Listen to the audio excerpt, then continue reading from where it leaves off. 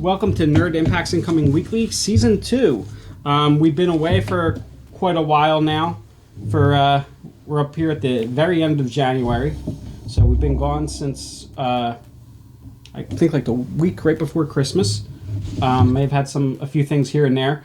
But we're back in full force. If you're just catching us for the first time, we talk about all things interesting, if you ask me. All things interesting. We talk about pop culture, geek culture, nerd culture, your favorite movies, TV shows, comic books. So that's what we're here to discuss today. We've been keeping our eyes on the news for the past couple of weeks. Even though we haven't had a video, we're going to catch you up on what's been going on in the nerdosphere over the past 3 weeks or so. So yeah, that's where we are. So it's looking like it's going to be a blockbuster winner coming up. Yeah, man. Too? Yeah, it is. So, Nick, we've been seeing some stuff about Kevin Feige making some comments about the Netflix stuff that he swore before, or maybe not him, but we've heard before, would not be a part of the MCU. Yeah, speaking with Deadline, they questioned him about those Netflix titles, and he said, so their focus right now is the announcements that they made during Comic-Con and the Disney investors, and but he did say that he's been at Marvel long enough to not rule anything out. So I'm hoping we get to see those characters come back. Mm-hmm. And sounded like he talked specifically about what he liked about some of the actors in those roles. Yeah, and some names left out. But so I am personally hoping to see like Luke Cage and the Punisher. Oh man, that'd be great. Jessica Jones. Yeah, it sounds like there's a chance we could actually get to see Brian Cox as Daredevil, maybe some John Bernthal Punisher. Although Jake, I think we'd agree would like to say. I think he still do it. I think he could still do it.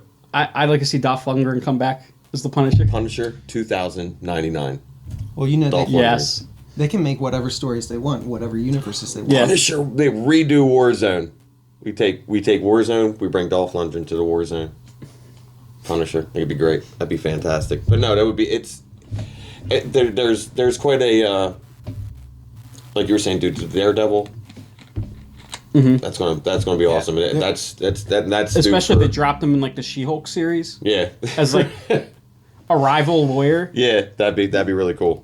That would be very cool. Yeah, but there's some other news coming from Kevin Feige. We finally heard something about Deadpool 3, Jake. Yes, we did. It's we get to have. Apparently, it was really easy keeping Deadpool R-rated in a PG-13 Marvel Cinematic Universe. He's going to slide right in there in the MCU. They got the go ahead to. They got the R rating. They got perfect writers. I can never. I'm so terrible with names, but they. Well, Ryan Reynolds handpicked the writers. It sounds like. Yeah, and he's overseeing the whole process as well, which is really cool. It's not. It doesn't start filming till it's late 2021. Mm-hmm. Yeah, we're not. It doesn't start filming until actually 2022, late 2021 mm-hmm. is what they have slated. But yeah, it's Lizzie.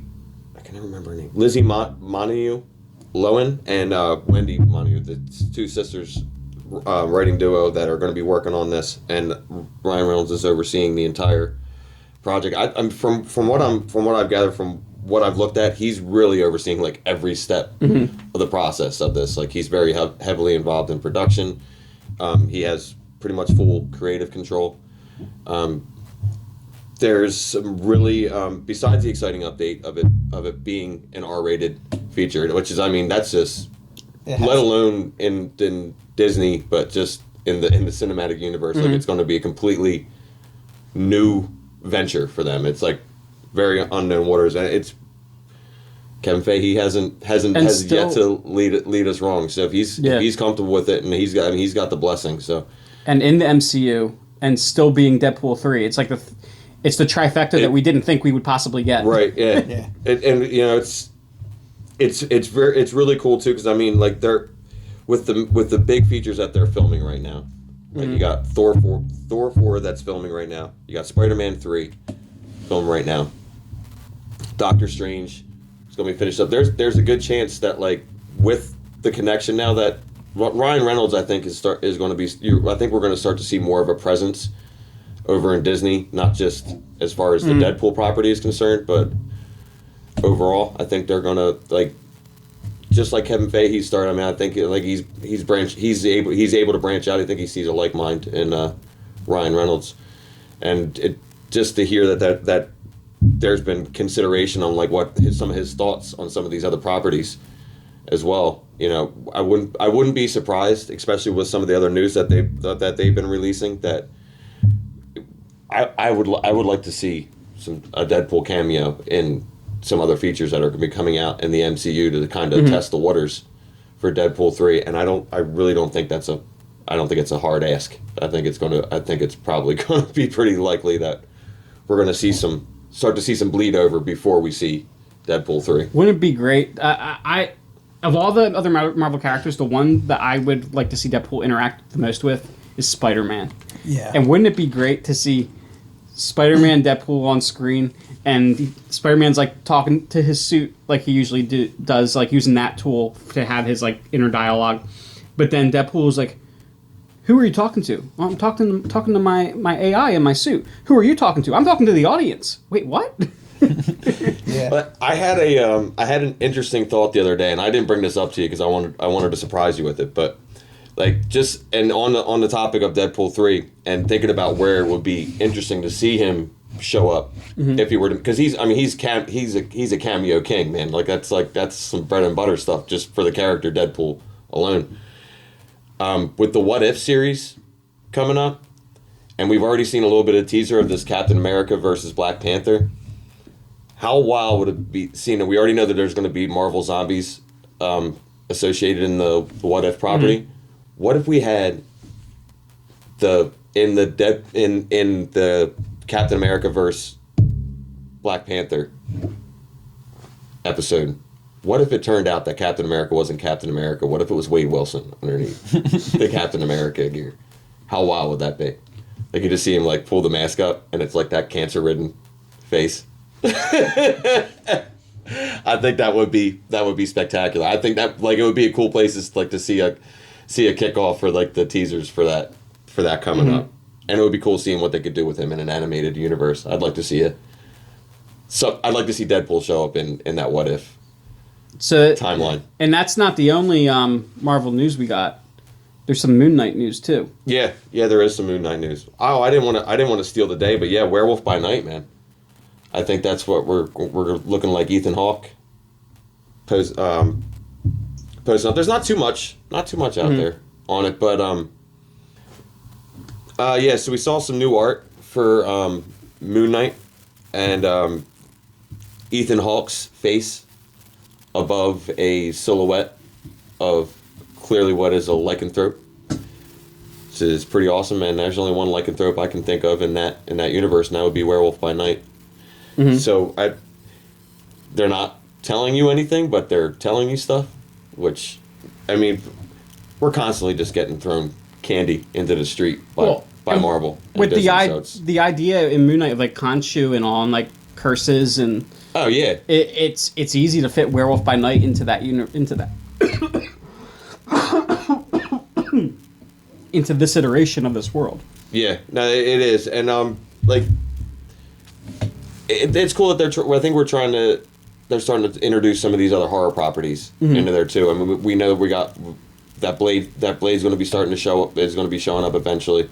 That means Dracula's coming in. Is going to be coming into MCU continuity, which is Morbius. Pretty wild. Yeah. So there's a good chance that Disney will have a different run of be able to maybe bring back some of this a monster verse inside of the Marvel universe in their own, in their own way of trying to save some of these characters, some of these properties. So that'd be pretty cool. Who's going to show up as the Mummy?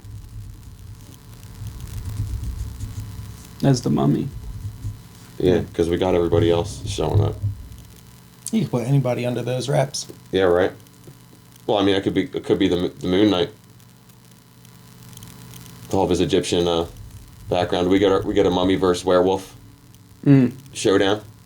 Well, I guess it kind of, if you're just talking about like relating them to the Universal monsters. Well, that's I think they're trying to do that. Moon Knight like, kind of would be the mummy because he's inhabited by Khonshu. Yeah, that's what I'm saying. Like they're kind of setting up these,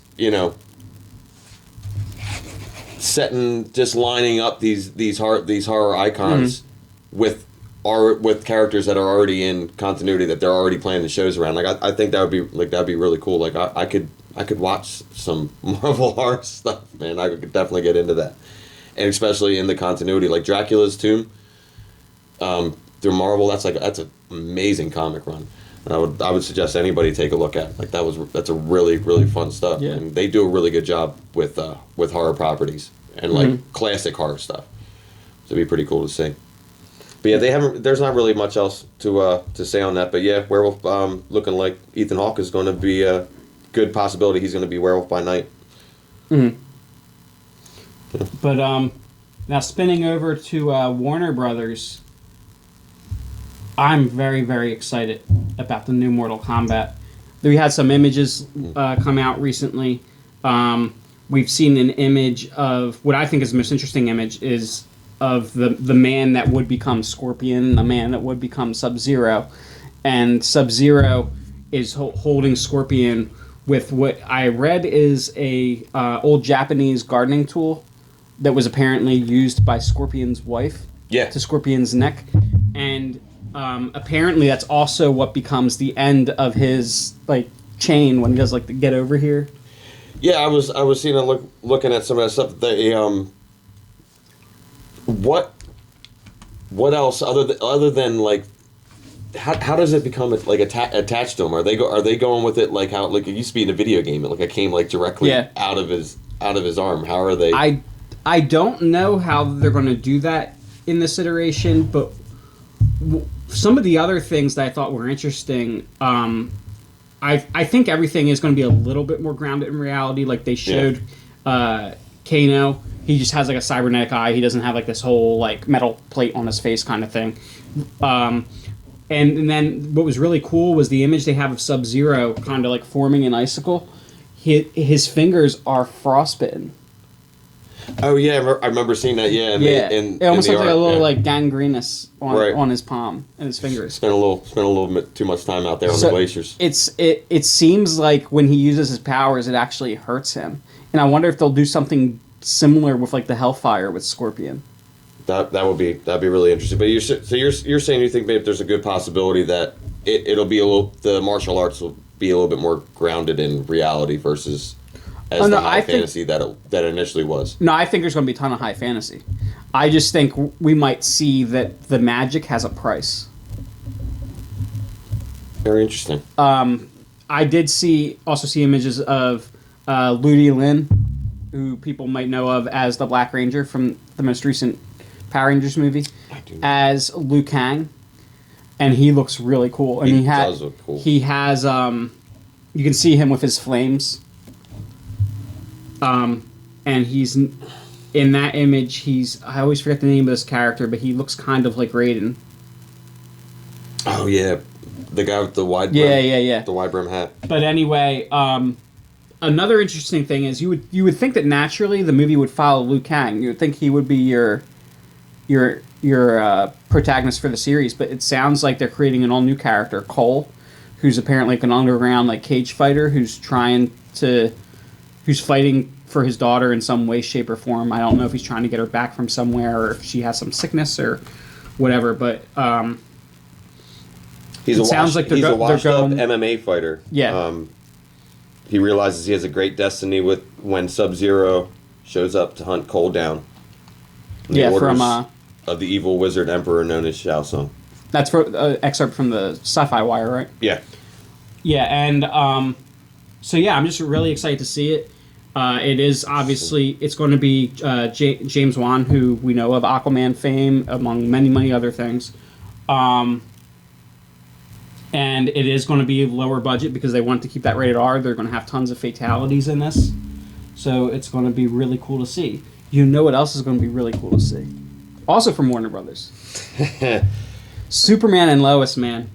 I am so psyched about this. This trailer, the color grading it doesn't look like a CW show. It looks more like like a movie. Looks like Man of Steel-ish. Yeah, it does. It looks it's a cinematic it's like a cinematic event, but like broken down into now I don't know how CW much TV show. I don't know how much truth there is to this, but I heard that the project may have began as an HBO Max series, and there might be plans, much like they did with the first season of Batwoman, put it on HBO Max. So that could be why they're spending a little bit more money on this series, because they definitely are. And just the dynamic between... They could make the whole idea of his kids finding out that he's Superman really hokey. But when you see it in this trailer, when... It doesn't look like that at all. Oh my god. Yeah. When they approach him, they're like, no, you can't be Superman. We've seen him. And it just pulls at your heartstrings. It's just like this... You already get the feeling that you can see some of his parents, his earthly parents, withdraw about him being Superman, like that starting to show on him, where he's gotten comfortable in his life, and it's but once he's needed again, when the kids are doing it, he's he doesn't want to show it off, but it's I am that guy, But yeah, this series is just looking to be something really, really cool. It does. It really does. The images of him in space, and and picking up the truck, everything just looks so good. It doesn't look like that cheesy, CW, and I love it. I love the cheesy CW effects, but this doesn't look like that. No, it doesn't. But it still looks like it's going to be a good family show, though, too. At the same time, but it's a different level than what you would expect to see from that company. Now, the villain that we see, I'm guessing it's a villain. He's in some kind of cybernetic armor. Who do you think that is? My first thought was Metallo. Yeah, that's what I was thinking, and and that would be pretty cool, because you haven't heard anything about that villain in quite a while. It's not one of the there's a lot of characters I feel in the DC EU that have become very overused. They're starting to tap out. I mean, I love Batman. We've talked about this plenty of times before. I love Batman, Joker to death, but sometimes you're starting to wear these characters down. Not even just the properties, but the characters themselves. You know what I mean? So it would be cool to most people would have no idea who that, unless you read comic books, unless you read Superman property, you probably wouldn't know who that is. And now Warner Brothers, this isn't the only superhero that they're breathing new life into. So, yeah, if you remember the Batman animated series and wished you had more, looks like you're going to get it, because Kevin Smith, on his Batman Beyond podcast, has more or less confirmed that there is one in the works. They're resurrecting the whole entire property. Reliable sources. So, I hope they have to have Kevin Conroy and Mark Hamill back reprising their roles. God. At least them two. Mark Hamill will be. And I think Kevin Conroy will. I think definitely they're both going to be on board. I mean, yeah, he's obviously still got some love for the role since he played Batman in the crossover event. I think if you check out, I think I saw on YouTube actually. It was just yesterday, and I don't have a lot of recall for it, but I'm pretty sure there was a couple of new things announced recently, just in the past day or so, about Batman the Animated Series, and I believe I saw Kevin Conroy's name associated with the news that I saw. So I wouldn't be. We'll have to. Yeah, I'll have to check back on that. But there was some legit news that came out on that. So I'm sure in coming days we'll have plenty of more news on that. But that's super exciting though. There's so much more that can be done with that. Now I kind of hope that they keep it on the black paper. What do you think? What would you? How would you like them to do the art, Nick? I'd like to see it done the original way, of course. Yeah. I definitely want, the whole nostalgic feeling to it. No computer, just do your art Straight on the animation. black paper. Yeah, yeah. And then I hope this does pave the way to reintroduce some of the other older DC animated series. Yeah, That would be cool. Yeah. They That would can be really open cool. the whole animated universe back up. Yes. Yeah, like we were discussing like Batman Beyond before. Like I would love to see some more of that, or even like even a like a team up of like like Superboy, Batman Beyond. Like you do like put those two together. Mm-hmm. But like having that same style animation that they had, Yeah. even the Superman animated series that came out right around that time, that was done by the same guys, and it was just like the polar opposite. It wasn't, but it was still done classic comic strip style. It was that was a cool series. I picked up watching a few episodes of that recently again, and that was really good. And Metallo was in that. He was a major villain, like Lex Luthor, Metallo, Martian Manhunter, Doomsday. Like they were like the main. Yeah, those series like really breathed life into the comics and bring Yeah. them to the TV. It really did. It really did. It was just like exactly like the comic book versions of those villains. It wasn't like what you would see in the movies, or it was just like the comics, and that's what was really cool about it. Now, that's not the only thing that's happening on HBO Max, is it, Jake? No, well, wait, HBO Max just doesn't stop. Although we can't get decided on a date for this wonderful feature, but when you get Titans of this size matched up, it's practically impossible. Yeah, Godzilla versus Kong. Finally coming to HBO Max. What they changed it was March 30th now. 31st. 31st. I was gonna say they're moving it a little bit further. It started on your birthday and then moved to Right. my birthday, and now it's moved up a week. Right, and it could end up Which being. only means one thing. I need to celebrate my birthday for a whole week. It'll be a monster of a birthday, man. Of a kaiju style kind of holiday for your birthday. But yeah, man, it's amazing, and there's just you can just theorize endlessly just on the trailer alone. There's a lot going on there. I'm quite an enormous fan of Godzilla, so I'm a little bit partial. I'm not gonna lie. I'm side Godzilla. I've already got it figured out like 3 different ways, but there's a lot more than what is presented to you in the trailer, and the trailer is great. I think on the level of trailers that come out nowadays, I think it's one of the better of the past few years. It gives you enough. It doesn't spoil anything, but it gives you some stuff that you definitely want to see. It's going to pull you in, and it like my mind just started turning as soon as I saw it. I'm just immediately looking to the background of stuff. But it's great. Like, dude, King Kong with an axe made out of one of Godzilla's tail spike fins. It's gnarly stuff, man. It's crazy stuff. I know I saw Mechagodzilla back there. And spoiler alert, you're gonna want to know about that. Mechagodzilla, pretty awesome stuff. I'm still not convinced it's Mechagodzilla. I think we're gonna get both. It's gonna be a melee, man. We got all kinds of stuff going on, and it's with the way they have it presented on that trailer. I'm pretty sure that movie's going to move exactly at the pace of that trailer. I mean, it makes sense to bring Mechagodzilla in it. Like if you have the threat of monsters fighting each other out in public space, you're going to want to make a countermeasure for it. I think there will be, but because of the way the last one ended, with them taking the one head of King Ghidorah, I think it's going to be Mecha King Ghidorah. Oh man. Well, like I said, there's definitely a good link to both, where they're at in taking things from previous Godzilla timelines and films. There's a good chance that we could have both. One of the shots from the trailer definitely shows the human side of it.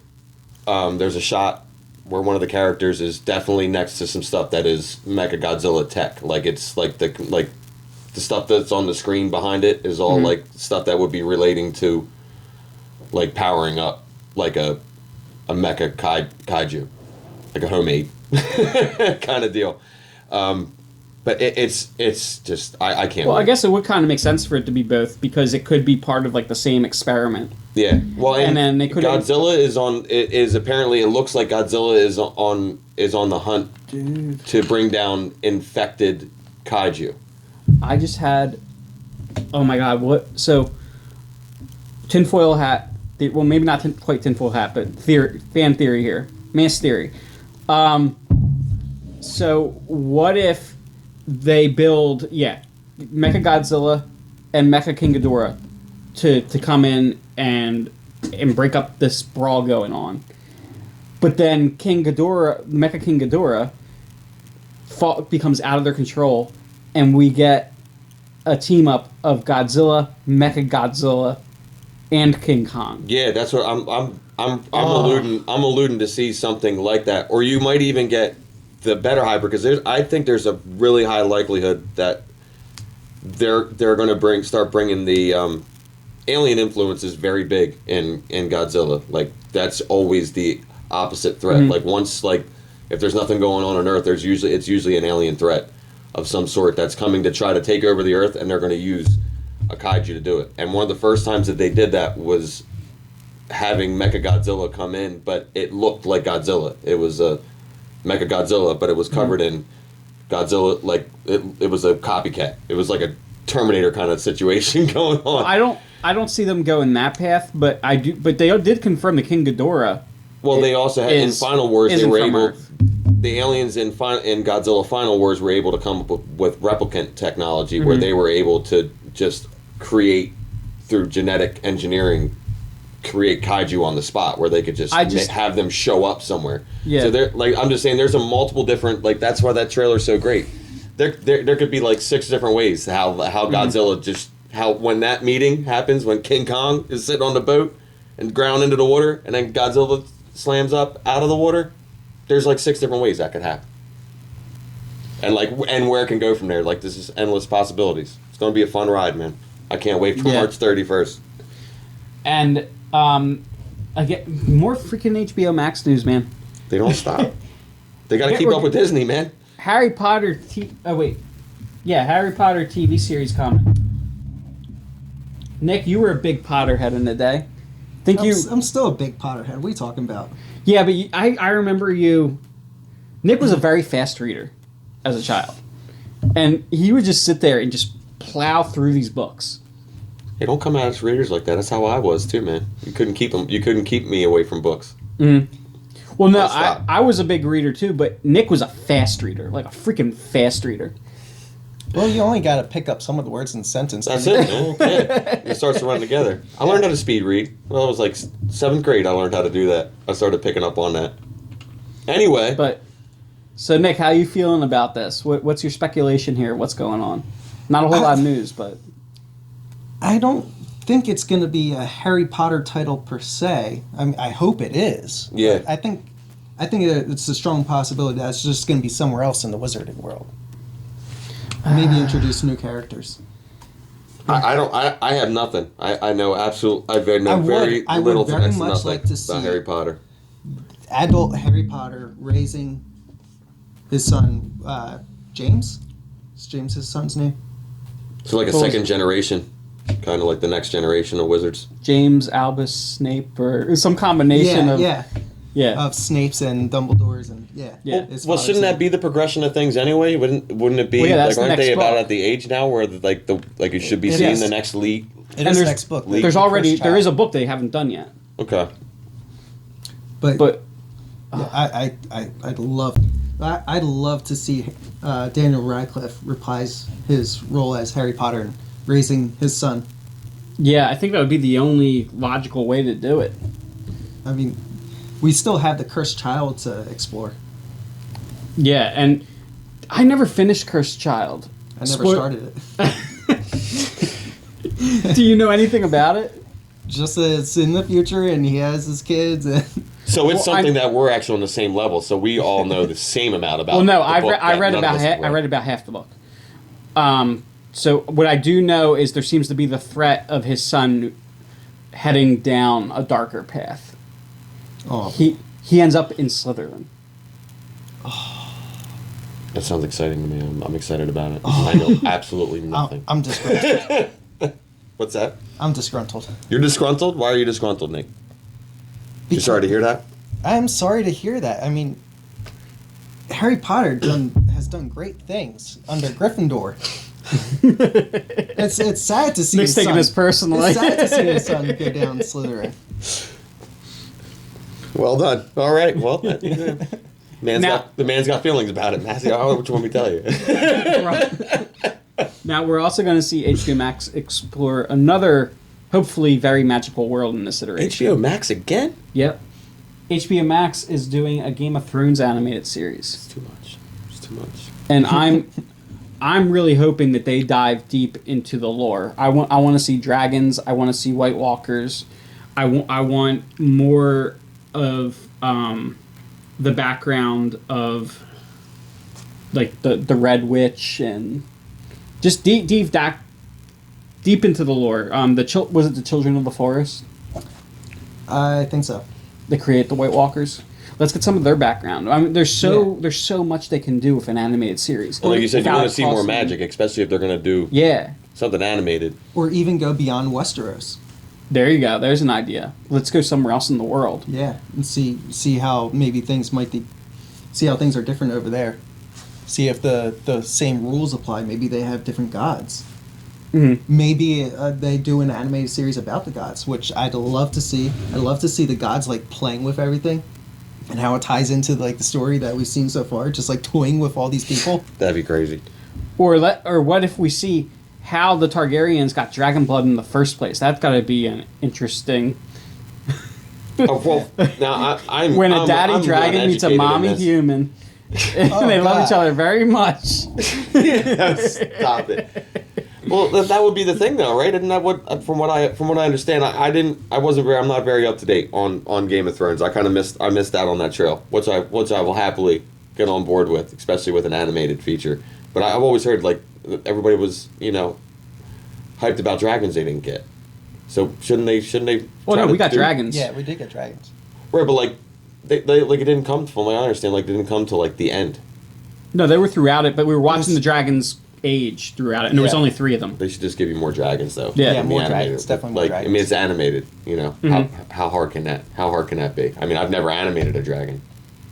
Like to. And then, so let's loop back around here to Marvel for a second, though.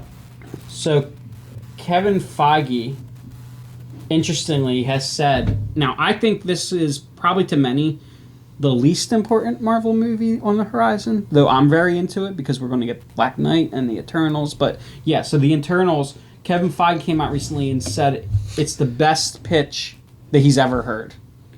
And that excites me a lot. So for those who don't know, the Eternals are basically they're more or less what Thanos was. Mm. They're this higher, more evolved being. They were kind of, I believe if I remember correctly, an experiment on Earth. They were pretty much gods, like grown on Earth, whereas Thanos is from Titan.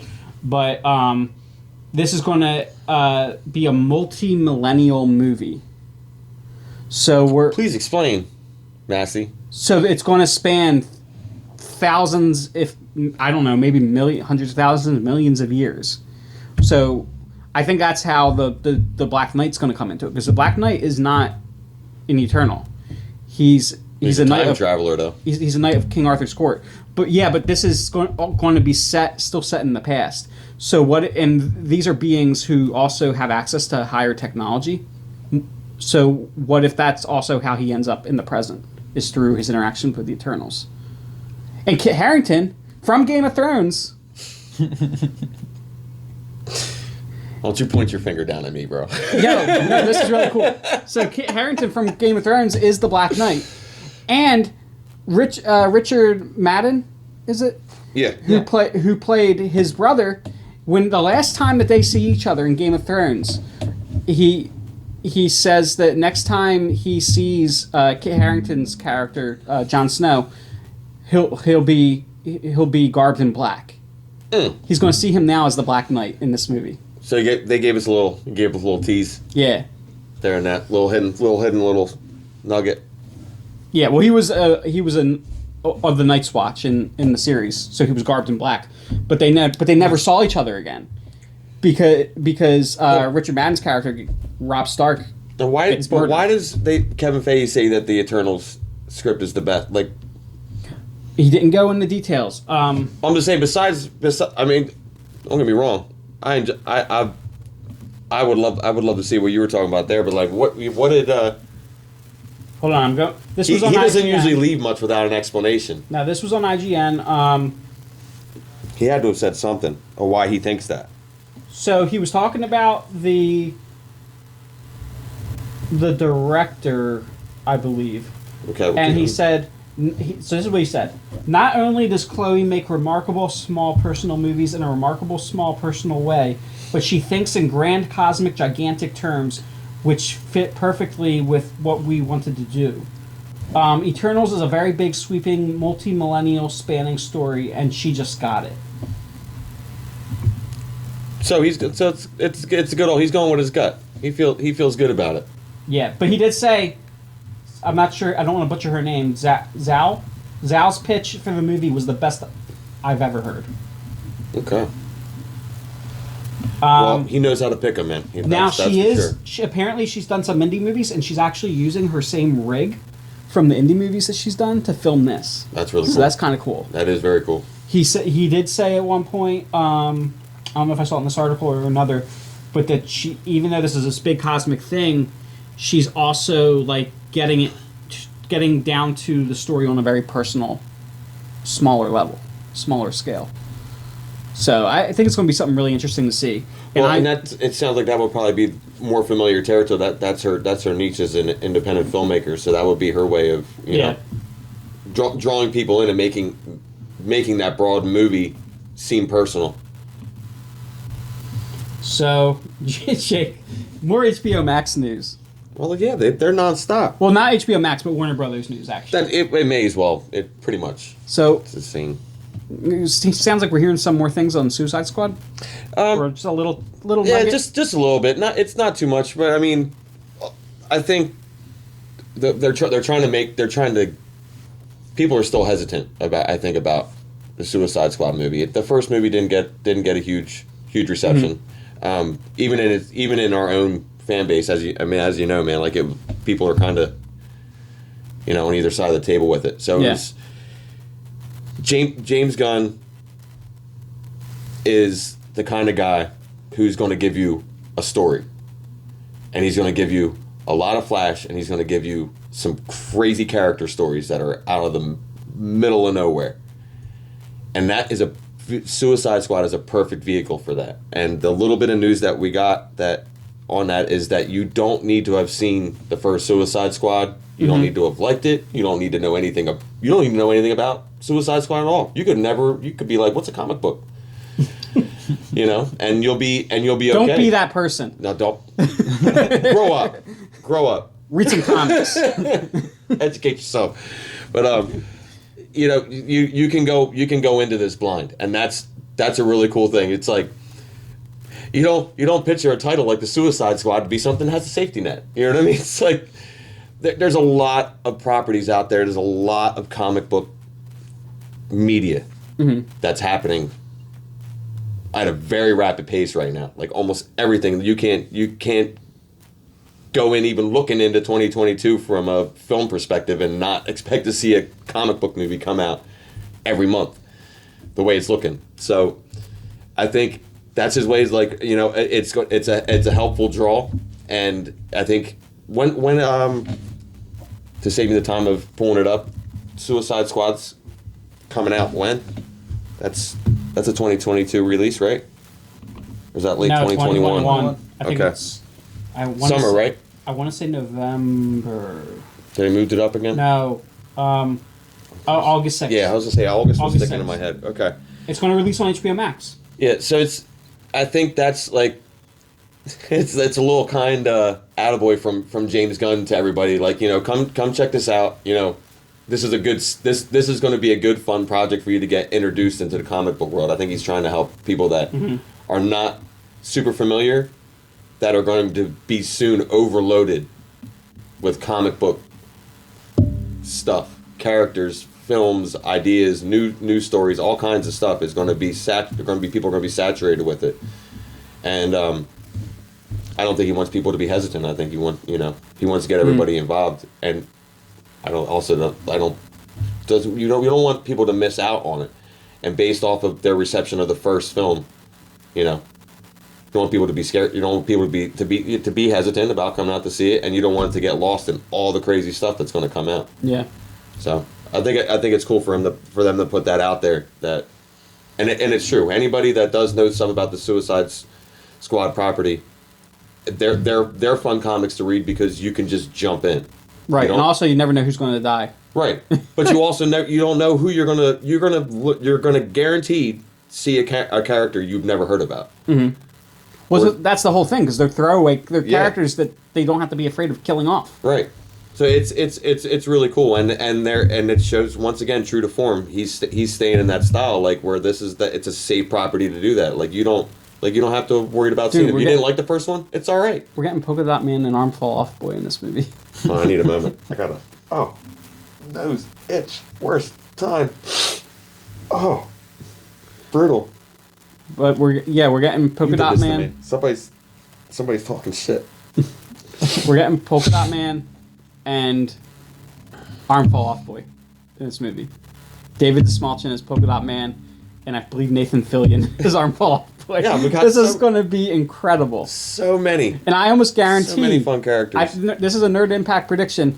Polka Dot Man's going to be the survivor of the movie. Oh, I would hope so. Well, you see him at the end of the apocalyptic event that they show, man. He's in there, and he could be like I said at the beginning. I think we're going to see him at the beginning of the movie. He's going to disappear when shit starts to go south, and then like when everything is finally reaching ahead and all the team members are dropping, he's just going to pop back up. You're going to see a polka dot flop off, and he's going to pop out of the ground. Or another thing I just thought of was, save the day. What if at one point there's like an explosion or something, and they find Arm Fall Off Boy's arm and assume he's dead, and then later in the movie he pops back up and he's like, guys, I'm called Arm Fall Off Boy, like, what did you expect?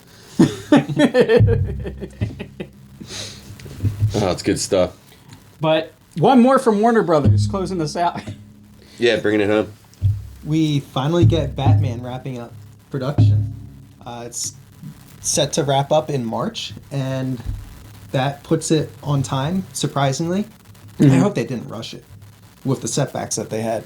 I really hope they didn't rush it. But I hope not too. I hope we don't get a Batman v Superman kind of I hope we don't situation. get a patchwork. Yeah. But I guess that if they're on time with this, I believe their release window is March 22. Is that correct, Chris? I actually don't know when their release date is, but I do believe it's 2022. Yeah. So things are, I guess, looking good. I know they've dropped a lot more footage. There's like a 9 hour. Yeah, 9 hours. there's a 9 minute. How long's the movie?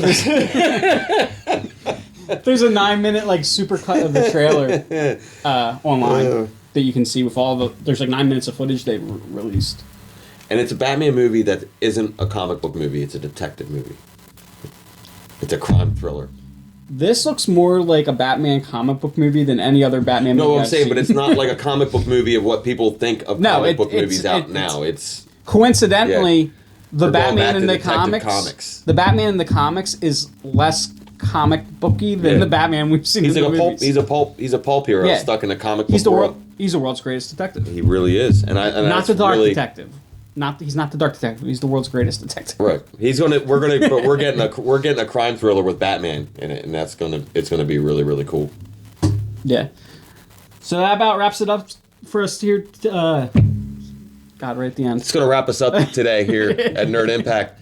Make sure to like, follow, subscribe. There's buttons somewhere on the screen somewhere. Make sure to do that, and go ahead. You can say the other thing. We are going to have our WandaVision coming up shortly. And this one we missed last week, so this will be 2 episodes, just like our first one, because 2 episodes dropped initially. They tie together pretty well. Yes, this will be a cool one to do together, actually.